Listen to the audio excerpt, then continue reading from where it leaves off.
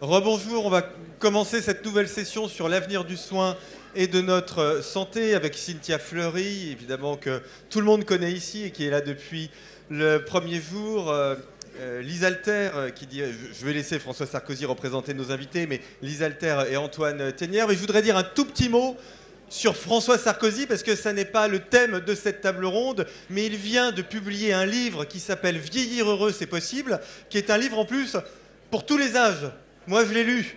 Et c'est un livre absolument fantastique qui est aussi en vente et que François, si tu en es d'accord, bien sûr, dédicacera. Voilà, je vous laisse discuter de ce thème de l'avenir du soin. Je vous dis à tout à l'heure et je te laisse prendre la main, François. Merci Nicolas, tu es définitivement mon meilleur agent commercial. Je te remercie pour cette invitation et cette publicité. Et je vous demande juste de bien écouter, s'il vous plaît. On commence. Donc, je vous demande de faire le silence. Alors, on commence parce que je sais qu'après, il y a d'autres tables rondes. On a déjà beaucoup parlé de santé. On a parlé de santé avec l'éducation, évidemment. On a parlé en termes d'attractivité. Avec le choc des compétences, évidemment, on a eu une démonstration brillante de notre ami Luc Ferry sur l'intérêt de l'IA. On va continuer à parler de santé, mais cette fois en se projetant dans l'avenir. Alors en fait, l'avenir, on y est déjà. Parce que la révolution a commencé, on l'a vu avec les nouvelles technologies, on l'a vu avec des robots. On peut opérer maintenant de l'autre côté de l'Atlantique, avoir un chirurgien aux États-Unis et le patient ici. On arrive à miniaturiser tout, on arrive à faire des diagnostics absolument incroyables. On arrive, et Luc l'a dit, on n'a plus de cancer du sein, mais on a une série de maladies rares. C'est ce qu'on appelle la génomique et le cancer. On arrive à faire un diagnostic extrêmement précis des cancers. On a des diagnostics innovants. On n'a pas que ça. On a inventé des nouveaux principes de fonctionnement. Donc la médecine de précision, la délégation de tâches aux non-médecins, la place du patient, la médecine ambulatoire, tout ça, ce sont des tas de révolutions et c'est une bonne chose. Mais il y a aussi autre chose qui pousse cette évolution, c'est l'évolution des besoins. Vous êtes tous au courant qu'on n'a pas assez de médecins. En fait, on a pas mal de médecins. Mais en termes d'équivalent temps plein, on n'a pas assez de médecins. On n'a plus de ressources. On a des déserts médicaux. Et accessoirement, et c'est un thème, comme l'a dit Nicolas, qui m'intéresse, on devient plus vieux. On voit apparaître de nouvelles maladies. L'Alzheimer n'existait pas il y a 20 ans. C'est une nouvelle maladie. C'est parce qu'on devient plus vieux.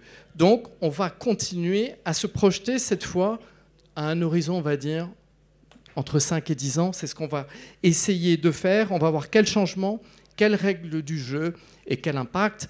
Et donc, nous avons la chance d'avoir 3 experts du domaine. Lise Alter, qui est directrice générale de l'agence Innovation Santé. Bienvenue, Lise. Cynthia Fleury, qu'on ne présente plus, tout le monde la connaît, philosophe titulaire de la chaire Humanité et Santé au Conservatoire des Arts et Métiers. Et puis Antoine Tenière, qui est directeur de Paris Campus Santé. Alors, puisque je disais, on va commencer par voir où va-t-on. Antoine, je voulais commencer avec vous. Paris Campus Santé, vous êtes au cœur, au centre des innovations.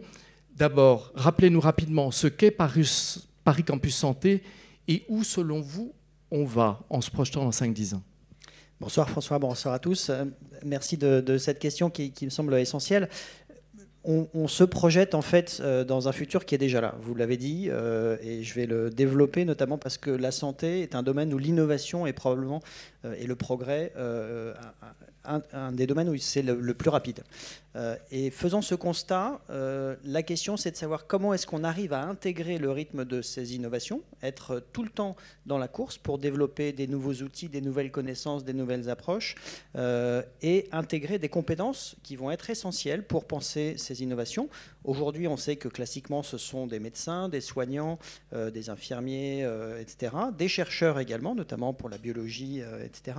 Mais on rajoute des compétences supplémentaires, notamment des entrepreneurs, des compétences numériques, de l'ingénierie, et puis des grands groupes, des institutions qui vont penser ensemble tous ces changements. Et c'est extrêmement important d'arriver à rassembler ces gens au même endroit pour qu'ils puissent travailler ensemble, se connaître, se comprendre et inventer au rythme à la fois de l'évolution de la science, et puis surtout au rythme des attentes de nos concitoyens, qui est un élément extraordinairement important.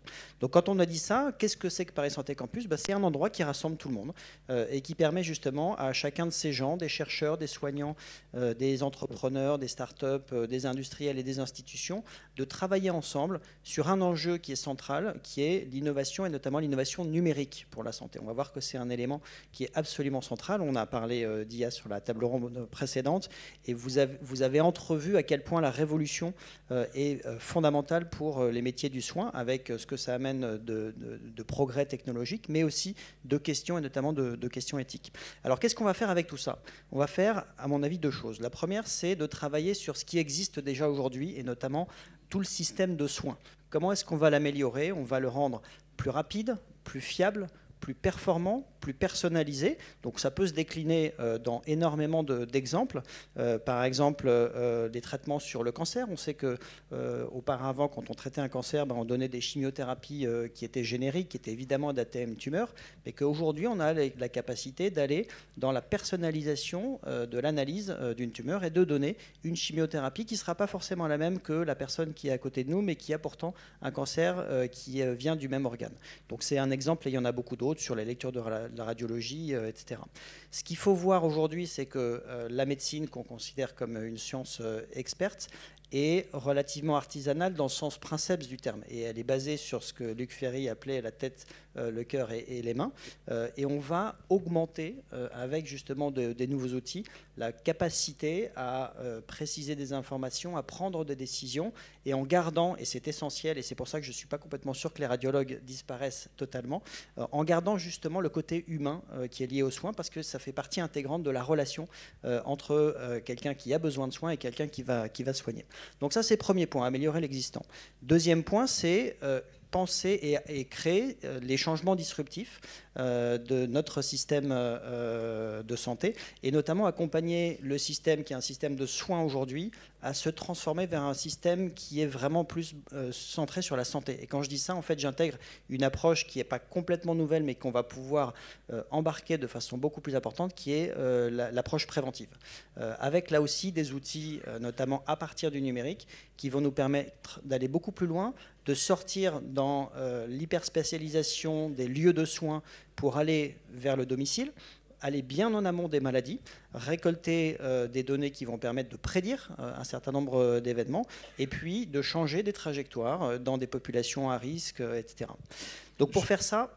Juste, pardonnez-moi, mais pour qu'on soit concret pour tout le monde, pour insister sur ces indicateurs numériques, on sait par exemple maintenant qu'on peut, grâce à des capteurs, repérer une personne âgée qui donne des signes de faiblesse musculaire et prévoir une chute potentielle dans les 15 jours pour l'éviter, puisqu'on sait que les chutes, c'est mortel. C'est ça l'exemple. C'est exactement ça. Mais on va aller un peu plus loin. Absolument. Et je vais le développer justement dans les deux éléments que je souhaitais mettre en avant. Le premier, je l'ai dit tout à l'heure, c'est que le progrès, l'innovation s'accélère de façon extraordinairement forte. C'est particulièrement vrai dans la science, la technologie, et c'est particulièrement appliqué dans la médecine. Pour être tout à fait simple, si vous prenez les 3 grandes dernières épidémies que nous avons connues, le Covid récemment, Ebola et le VIH dans les années 80, le temps qu'il a fallu pour identifier les menaces infectieuses et pour trouver des réponses thérapeutiques est à chaque fois de plus en plus court. Donc la manifestation de ce que je dis quand je dis que l'innovation s'accélère, c'est ça. C'est que pour le Covid, on a mis moins de 3 semaines à identifier l'agent causal et moins d'1 an à développer un vaccin, je crois, qui a bénéficié à peu près tout le monde dans la salle ici. Alors que pour Ebola, c'est plusieurs années d'identification, plusieurs années de création de vaccins. Pour le VIH, de nombreuses années malheureusement pour identifier le virus. Et puis, on n'a pas encore de traitement qui permet de faire disparaître complètement le virus, mais simplement de le stabiliser. Donc ça, c'est un élément extraordinairement important.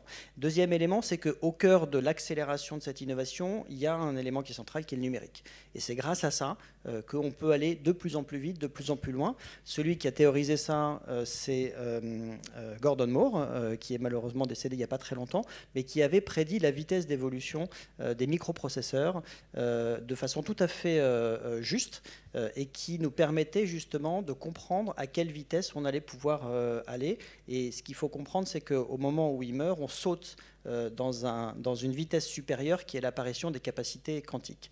Donc là, on sort un petit peu de la médecine, mais simplement pour que vous compreniez bien que le développement des outils connectés, le développement de l'analyse des bases de données, des capacités de calcul, c'est le levier, le verrou, qui va nous permettre d'aller encore plus loin, encore plus fort dans la santé, justement pour accompagner ces virages. Et demain, avoir dans votre salle de bain une caméra qui va pouvoir surveiller l'apparition d'un grain de beauté sur votre visage, qui peut être identifié comme précancéreux, qui peut regarder votre morphologie, qui peut regarder votre fréquence cardiaque et dire que depuis un mois, vous avez une anomalie qui est apparue et qu'il faut consulter. Donc c'est tout ça qui se matérialise justement à travers ces outils de prévention et qui va arriver très très vite dans nos environnements, nous permettant là aussi, je le disais tout à l'heure, de changer le milieu du soin et de l'élargir pleinement dans une question vraiment préventive de la santé autour de soi. Et parfois en portant soi-même les outils qui vont nous surveiller. Donc ces outils vont nous permettre d'avoir plus de prévention, plus de médecine individualisée, plus de dépistage.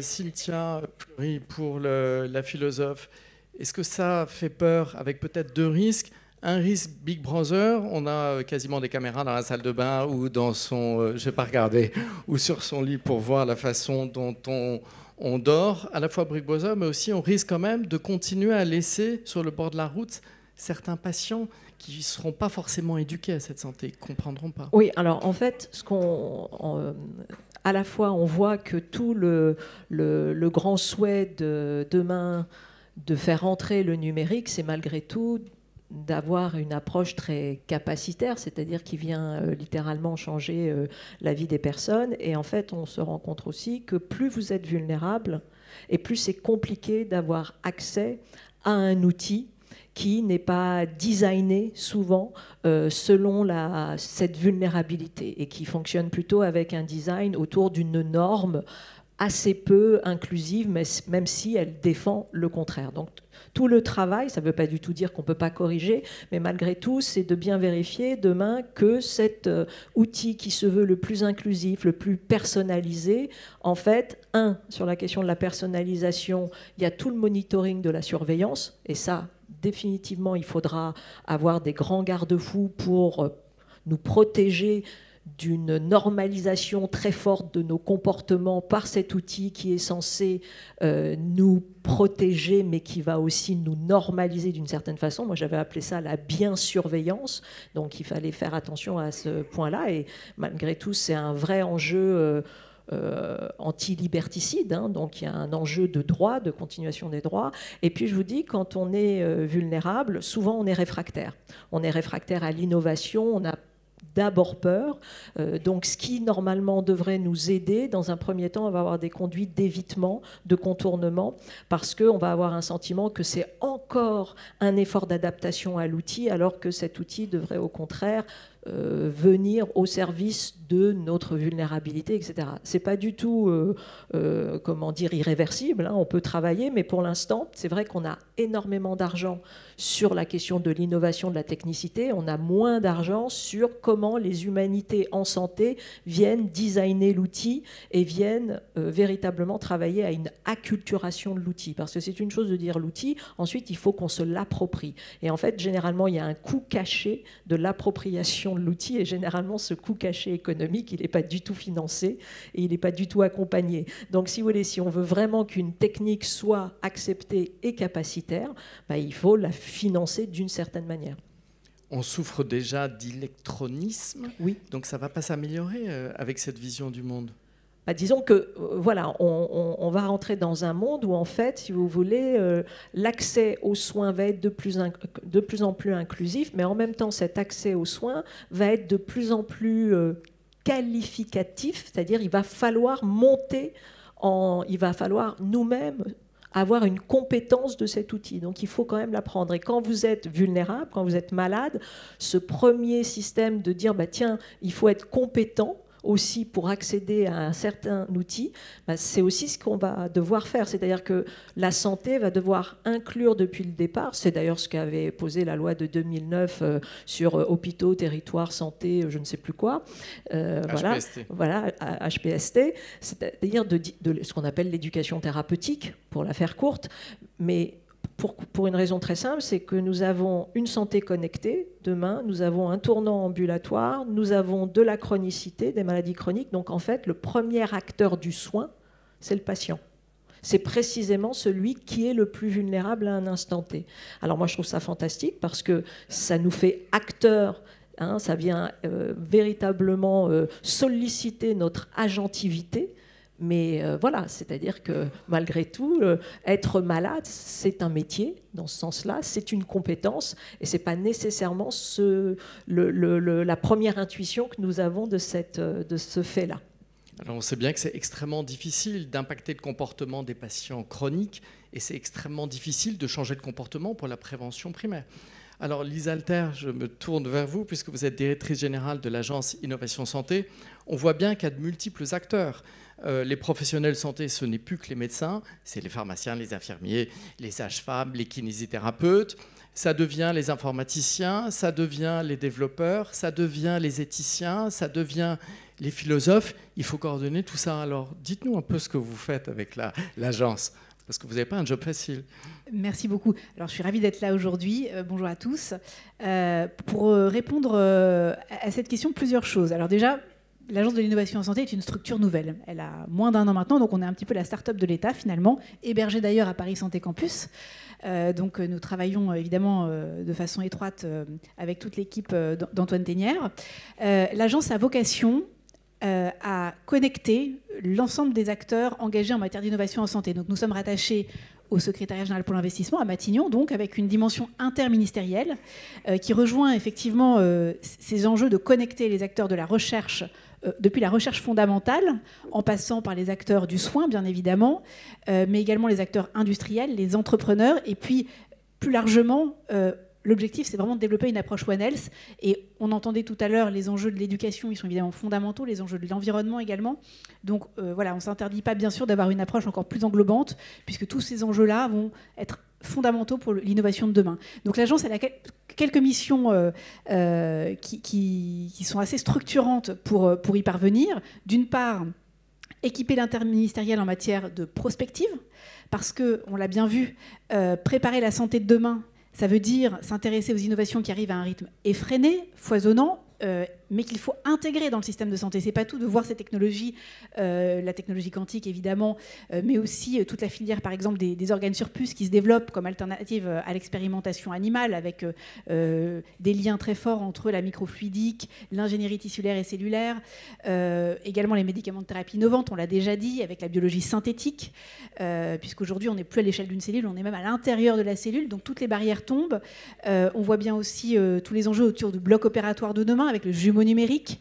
Et à ce titre, on va de plus en plus vers de la radiologie interventionnelle, justement. Donc je rejoins un petit peu les propos de tout à l'heure. C'est aussi une évolution des métiers. Rien ne se perd, rien ne se crée, tout se transforme. On est vraiment dans cette dynamique-là. Donc, premièrement, prospective, anticiper l'arrivée des innovations, préparer leur intégration sur le plan financier et organisationnel. Premier volet. Deuxième volet, préparer aussi tout notre écosystème administratif, réglementaire, organisationnel et culturel à l'arrivée de ces innovations. Donc, accélérer, simplifier les process, puisque on le voit bien, hein, donc l'IA Act, mais aussi tous les systèmes de régulation et d'évaluation, notamment pour mieux prendre en compte cette perspective patient et l'intérêt de ces innovations en conditions réelles d'utilisation. Donc là aussi, on voit bien que tous nos cadres d'évaluation existants qui aujourd'hui sont intimement lié à l'impact clinique, efficacité, sécurité pour un patient, ça aussi, ça va évoluer, puisque aujourd'hui, on va vers des dimensions populationnelles, impact d'un produit de santé sur les indicateurs, évidemment, pour le patient lui-même, mais aussi à l'échelle d'une population, et notamment dans une perspective de prévention. Donc ça aussi, tout ça doit évoluer. Et puis aller vers, on le voit bien, pour les entreprises en santé qui, les plus innovantes, sont souvent aujourd'hui des start-up, des petites entreprises qui n'ont pas toujours les codes pour anticiper les demandes des autorités réglementaires et administratives. Donc il faut aussi leur donner de la visibilité, de la lisibilité, simplifier les process pour permettre à ces innovations réellement d'être accessibles aux patients et aux professionnels. Et puis enfin, une mission fondamentale de l'agence, c'est de coordonner et de piloter le plan Innovation Santé France 2030, donc des investissements majeurs dans le domaine de la santé, avec plusieurs milliards d'euros. L'objectif, là, va être, par ces investissements pour demain, financer la recherche, notamment en biologie santé, avec notamment une politique de sites ambitieuse, avec les bioclusters, les IHU, qui ont vocation, au sein d'un même site, à connecter les acteurs de la recherche fondamentale, du soin, les innovateurs, les startups, en leur donnant accès à des plateformes. Et finalement, c'est en connectant les acteurs au sein d'un même site qu'on va avoir des projets extrêmement ambitieux qui se développent. Je donne un exemple, par exemple, à l'IGR, à Paris-Saclay Cancer Cluster, on a des équipes, des data scientists qui travaillent aujourd'hui main dans la main avec des médecins, avec des cliniciens, et également avec tout l'écosystème autour de ce site qui permet à des innovations de se développer au plus près des usages et des besoins. Et c'est ça qui est clé évidemment aujourd'hui pour permettre notamment que ces innovations bénéficient in fine à ceux qui en ont le plus besoin, c'est qu'elles se développent au cœur même des besoins médicaux. Et je pense que c'est ça la clé aussi du maintien de l'inclusion, c'est d'être certain que les innovations se développent pour répondre à des usages et à des besoins. Est-ce que, parce qu'on est en train de développer la médecine, la santé 2030, c'est une vision futuriste, on va pouvoir guérir certaines maladies, on va revenir aux problèmes liés aux patients. Est-ce que tout le millefeuille administratif français, pardon, mais il faut qu'on en parle, est-ce qu'on va être aussi innovant pour essayer de simplifier ce processus décisionnel, parce qu'il est parfois un petit peu déconnecté quand même de ces innovations C'est une question désagréable, pardon. Absolument pas, c'est une question fondamentale, puisque depuis 1 an que l'agence est créée, on a initié un tour de France de l'innovation en santé, à la rencontre dans chaque région des acteurs de l'innovation, services de l'État en région, pôle de compétitivité, start-up, entrepreneurs, centres hospitaliers évidemment, établissements de santé de façon générale, et une constante qui nous est systématiquement remontée, c'est le sentiment de complexité, effectivement, de complexité administrative, de durée des process. Ce qui est compliqué dans le domaine de la santé, c'est qu'on a une exigence fondamentale sur laquelle personne ne veut revenir, c'est l'exigence de sécurité. Et au prétexte, justement, que certains process doivent permettre de garantir cette sécurité, on a parfois des difficultés à revenir sur ou à améliorer certains dispositifs administratifs. Je pense notamment à tout ce qui concerne les autorisations d'essais cliniques, mais aussi des évaluations des technologies de santé en vue de leur remboursement. Donc tout ça, aujourd'hui, c'est des process qui sont là pour une bonne raison, à la base. Sauf que les dispositifs se mettent en place au fur et à mesure du temps, ils s'accumulent, et surtout... Il faut qu'on soit plus réactif. Exactement, et puis il faut les adapter aux innovations, aux nouvelles innovations et aux nouveaux enjeux, la prévention, le diagnostic plus précoce, etc. etc. Et c'est à ce titre-là qu'on réfléchit nous, aujourd'hui notamment à des dispositifs d'harmonisation des accès notamment dérogatoires aux innovations pour permettre une simplification, une meilleure lisibilité et surtout un accès plus rapide aux patients.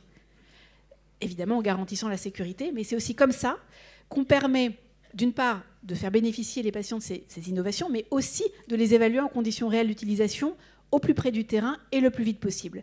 Et on voit bien aujourd'hui de toute façon que c'est possible, puisque notamment dans le contexte de la création de ces dispositifs d'accès dérogatoire aux médicaments, y compris avant l'autorisation de mise sur le marché, c'est en collectant ces données de vraie vie avec des systèmes qui sont aujourd'hui extrêmement efficaces, avec le SNDS, le Health Data Hub, on a des outils aujourd'hui pour pouvoir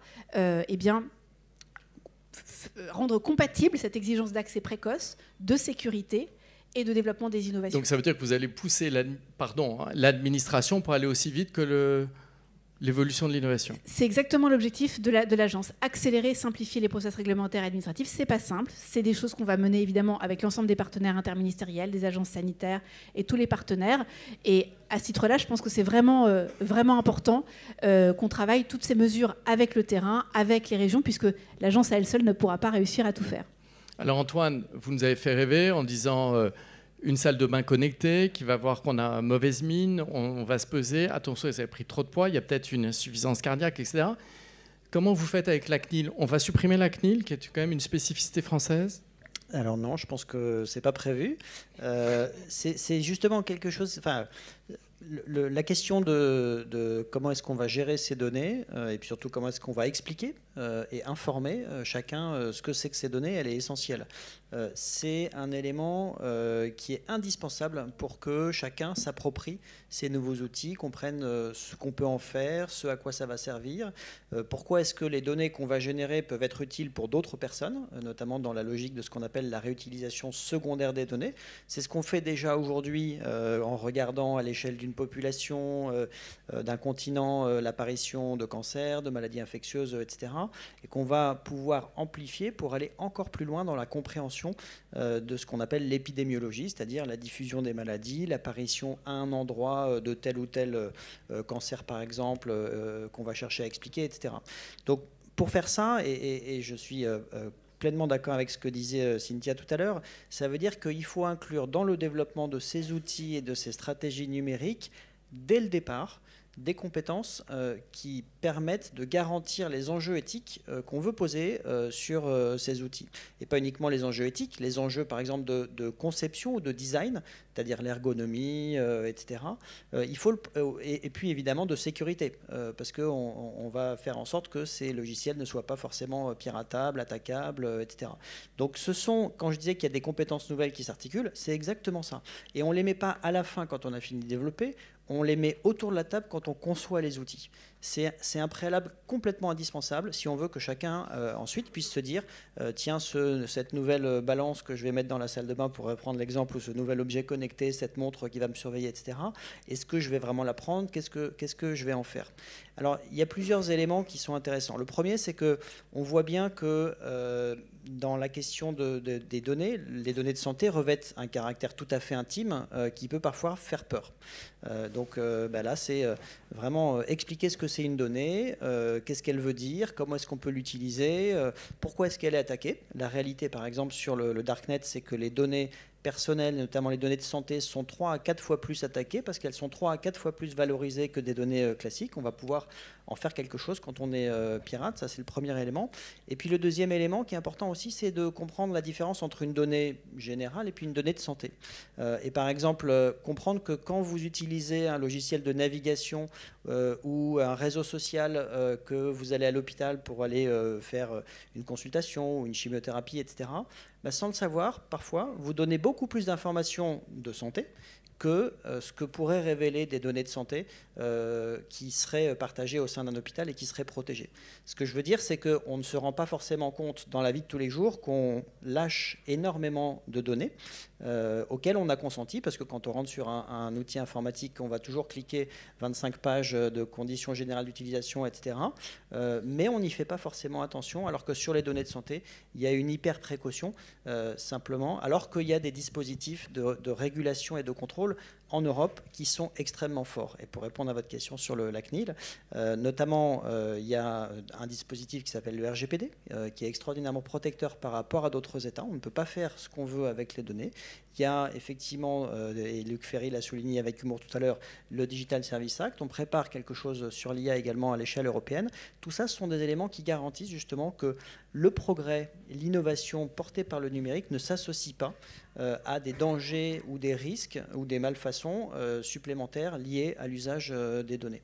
Et donc ça doit permettre de répondre de façon très claire et très concrète à la fois à chacun, chaque patient, chaque citoyen qui veut savoir ce qu'on fait de façon tout à fait légitime avec les données qui sont récoltées. On améliore la recherche, on améliore la connaissance des maladies, on améliore le soin des uns et des autres, et on peut en bénéficier soi-même quand d'autres personnes ont partagé leurs données dans un cadre qui est sécurisé. Et puis ça permet aussi de donner un signal fort à des acteurs qui sont peut-être dans d'autres pays, dans d'autres entreprises, etc., et qui n'ont pas forcément la même vision. C'est un choix sociétal qui est important, et c'est un débat essentiel qu'on doit avoir tous ensemble pour savoir justement quels sont les bénéfices qu'on va pouvoir tirer de ces données, de ces nouveaux outils numériques.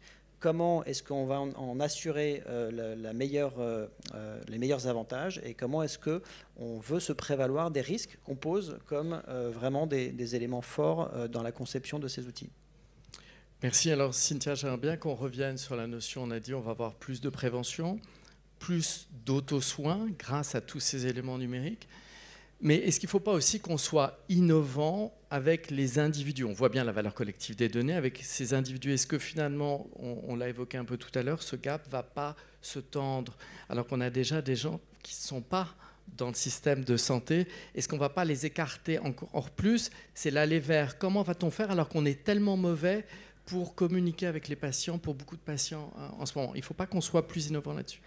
Alors voilà, on sait très bien que, hélas, la fracture numérique, elle est corollaire et elle vient renforcer souvent des fractures sociales qui préexistent. Donc c'est pas quelque chose qui nécessairement effectivement vient réduire d'emblée de façon évidente, et d'où la nécessité, c'est ce que disait Antoine, d'intégrer dès le début du process, du design du protocole ou du design de l'outil, les sciences humaines et sociales, parce que les déterminants socio-économiques, culturels de la santé, en fait, ils sont à prendre en considération beaucoup plus aujourd'hui pour former nos outils.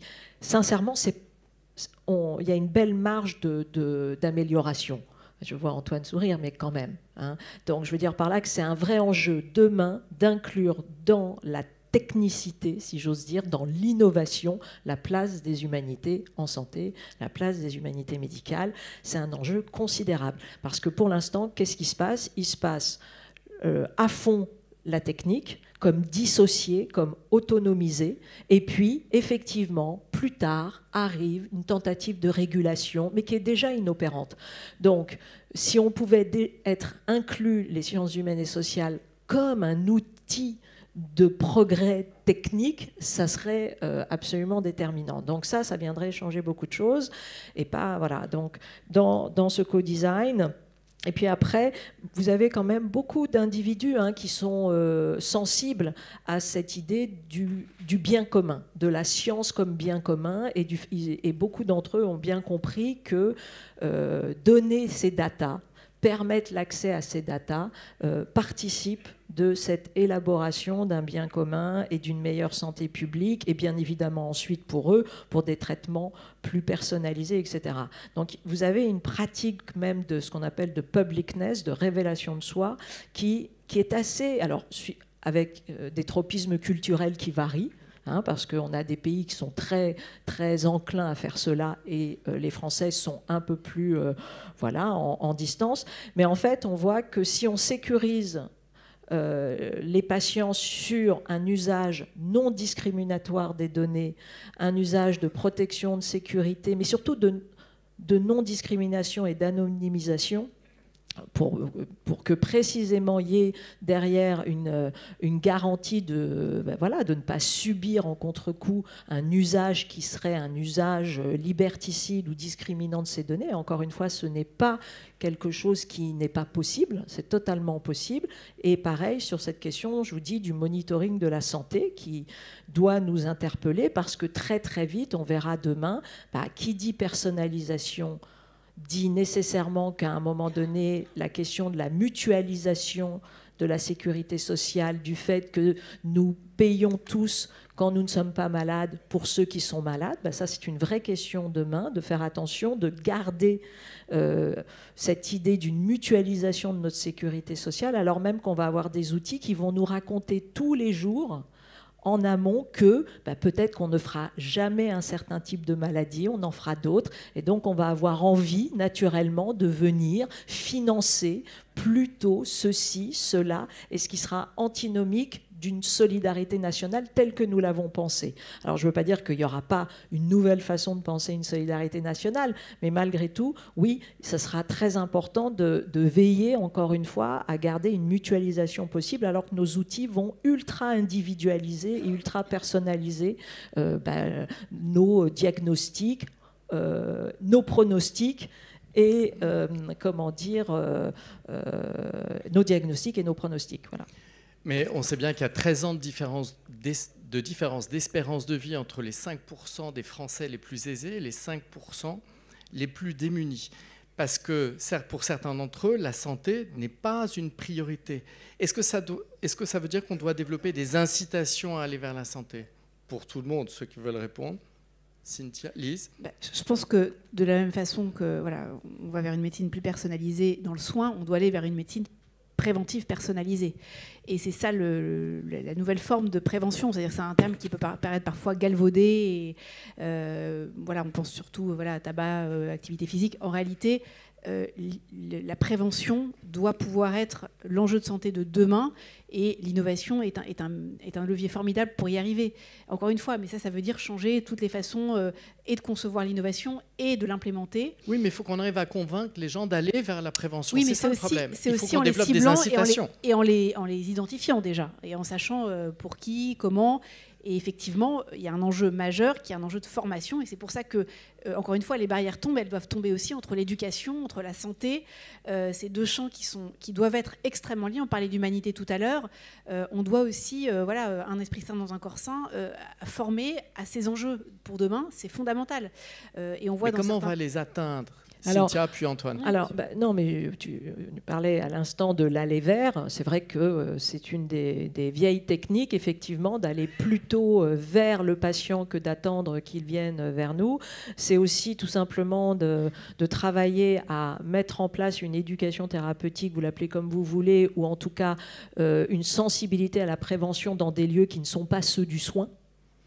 Donc ça peut être les entreprises. On voit très bien que, par exemple, la charte 1K, cancer et travail, est un outil assez efficace. On sait aussi que, de toute façon, dans les entreprises, il y a la moitié du personnel qui sont des aidants. Donc, de toute façon, ils sont plus ou moins sensibilisés à cette question.